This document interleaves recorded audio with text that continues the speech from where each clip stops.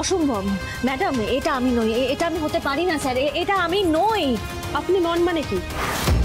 আমরা কি আপনাকে চিনি না? আর এই ফুটেজে তো স্পষ্ট দেখা যাচ্ছে ওটা আপনি। তাছাড়া আপনার শ্বশুর মশাই হলো আই উইটনেস। আপনি একজন আন্ডারকভার এজেন্ট হতে পারেন, কিন্তু আপনি আইনের ঊর্ধ্বে নন। আপনি ক্রাইম করেছেন, আপনাকে শাস্তি পেতেই হবে, আমাদের কিছু করার নেই। কেন বুঝতে চাইছেন না? এই যে ভিডিওটা আপনি দেখালেন, এটা আর যেই হোক না কেন আমি নই, হতে পারে না এটা। স্যার যে সময় খুনটা হয়েছে বা চেষ্টা করা হয়েছিল তখন কিন্তু আমি মন্দিরে ছিলাম, বড় মা ছিলেন আমার সাথে, আমি মন্দিরে ছিলাম। এটা একটা চক্রান্ত স্যার, একটু বোঝার চেষ্টা করুন না। দেখুন, আমি কিছুতেই বুঝতে পারছি না আপনি কেন এখনো মিথ্যে কথা বলছেন। আপনি যদি সত্যি কথা বলেন তবু একটা সুরাহা থাকে।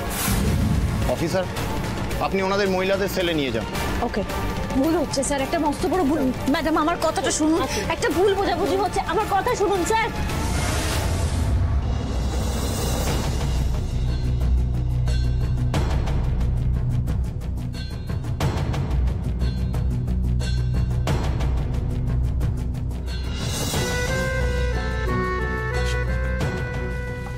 রাইমা, রাইমা তুমি এসে গেছো? ওই মহিলাটা কিরম সাংঘাতিক তুমি জানো? এতদিন তো আমাদের পিছনে পড়েছিল, আমাদের দমাতে পারেনি বলে এবার সোজা গিয়ে পদ্মা ভাইকে ছুরি মেরে দিল। ছি ছি ছি ছি ছি ছি, এই মহিলা এত নিচে নেমে গেছে, নিজের স্বার্থের জন্য নিজের স্বামীর বুকে ছুরি বসিয়ে দিল। নাচো নাচো, সবাই মিলে নাচো, ওই মহিলাকে মাথায় তুলে নিয়ে নাচো। ও আমি আবার তোমাদেরকে বলছে কি, আমি নিজেই তো এতদিন চোখে ঠুলি পড়েছিলাম। তবে হ্যাঁ, এখন সব ক্লিয়ার, অল ক্লিয়ার, আমার চোখের সামনে থেকে ঠুলি সরে গেছে। আর এই যে বাবা, নিজে একটু ভালোভাবে বাঁচবার জন্যে, আপনার মেয়েকে একটু ভালো রাখবার জন্যে আমি সামান্য কিছু টাকা চুরি করেছিলাম। হ্যাঁ, তার জন্য আপনি আমাকে কি করলেন, কি বললেন? যা মুখে এসেছে তাই বললেন। নিজের ছেলের বউকে মাথায় তুলে নয়নের মনি করে একেবারে নাচতে শুরু করলেন, কারণ সে চোর ধরে দিয়েছে, টাকা উদ্ধার করে দিয়েছে, তা নাচবেন না? এখন কি হলো? এখন কি হলো? সে আপনার ছেলের বুকে ছুরি বসিয়ে ড্যাং ড্যাং করে বেরিয়ে চলে গেল। থাকলো আপনার মান সম্মান? থাকলো? মুখে একেবারে চুনকালি দিয়ে চলে গেল। দেখুন বাবা, ওই মহিলার গতিবিধি আমার অনেকদিন ধরেই সন্দেহজনক মনে হয়েছে। তাহলে আপনি বলুন, কোন ভদ্রবাড়ির বউ কাউকে কিছু না বলে রাত বিরেতে বাড়ির বাইরে বেরিয়ে যায়?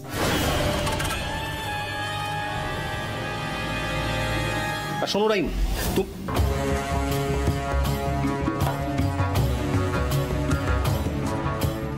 কি বাবা, এরা দুজন এখানে কি করছে? খুনিকে তো পুলিশ অ্যারেস্ট করে নিয়ে চলে গেছে। খুনির ভাই, ভাইয়ের বউ, তারা কি এই বাড়িতেই থাকবে?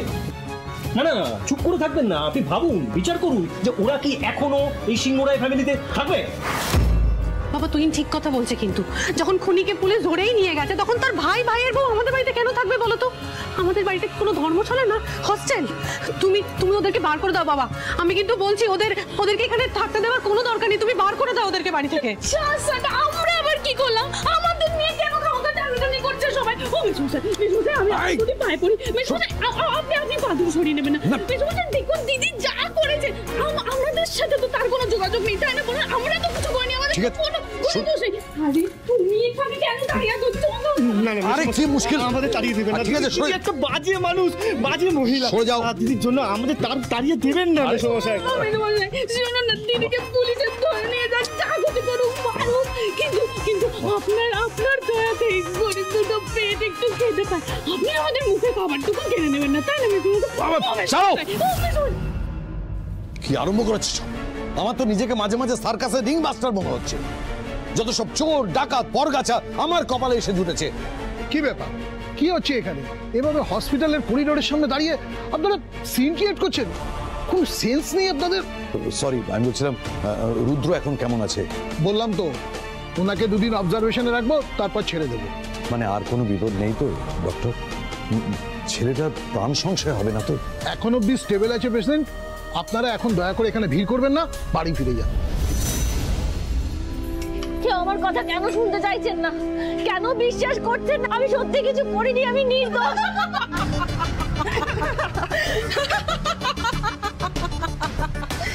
ওরে না রে, কে এলো রে? দামি শাড়ি দেখে তো বেশ বড় লোক বাড়ির বউ বলেই মনে হচ্ছে। এই এই তুই কে রে? কোনো বড় লোক বাড়ির বউ নাকি লালবাত্তির ওই আরামের বিটি? এই তো কেসটা কি রে? ওই ওর কেস জন্ডিস, ওর বরের বুকে ছুরি মেরেছে। কি? বরের বুকে ছুরি? কি রে, তোর বর কি আসামি ছিল নাকি অন্য কারোর সাথে চক্কর চলছিল? দেখে তো বেশ ভদ্র বাড়ির বউ বলেই মনে হচ্ছে, দেখতে শুনতে তো বেশ ভালোই। তবে কি জানিস, মনে হয় চক্করই, জানিস, নাগরের সাথে সাথ করে বরকে খুন করতে গেছে। আমি কিচ্ছু করিনি। বলে বাবালে, আমি কিছু করিনি। এইখানে আসার পর না সবাই ওই একই কথা বলে, রোয়াত তুলছে কথা। এই আমরাও বলেছিলাম না রে? সত্যি সাবিত্রী এসেছে, যদি কিছুই না করবে তো মামারা তোমাকে এখানে ভেতরে ধরে আনলো কেন? তুই কি কানে কালা, শুনতে পারিস না কিছু? শুনে না, আমাদের সাথে না একদম চালাকি করতে আসবি না, সব চালাকি বের করে দেবো। এই তোর শাড়িটা আমাকে দিবি? কি সুন্দর শাড়িটা, আমি একদিন পরবো, দিবি আমাকে?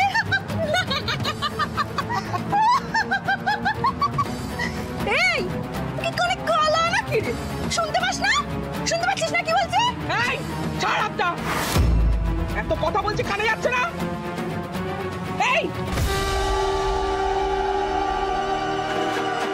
চুপ, একদম চুপ। আর একটা খারাপ কথা যদি মুখ থেকে বের করেছো, তাহলে আমার থেকে খারাপ কেউ হবে না।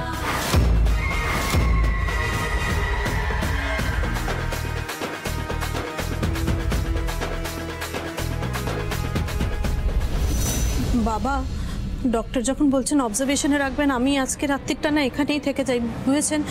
কোনো যদি আবার বিপদ আপদ হয়, আমার মনে হয় এখানে থাকাই আমার বেটার। হ্যাঁ বলছি, আমরা কয়েকজন তাহলে থেকেই যাই, মানে সবাইকে থাকতে হবে না, কিন্তু আমিও থেকে যাচ্ছি। না, আপনাদের এখানে থাকার কোনো দরকার নেই। আপনারা দয়া করে বাড়ি ফিরে যান, কাল সকালে ভিজিটিং আওয়ার্সে এখানে আসবেন। হ্যাঁ, আমার সেটাই মনে হয়, সেটাই করাটা ঠিক হবে বাবা। আপনারা সবাই বাড়ি যান, আপনাদের ওপর দিয়ে অনেক ধকল গেছে, আপনারা বাড়ি যান, আমি এখানে থাকবো। আমার আর কারোর ওপরে ভরসা হচ্ছে না। যাকে সারাক্ষণ চোখে আড়াতো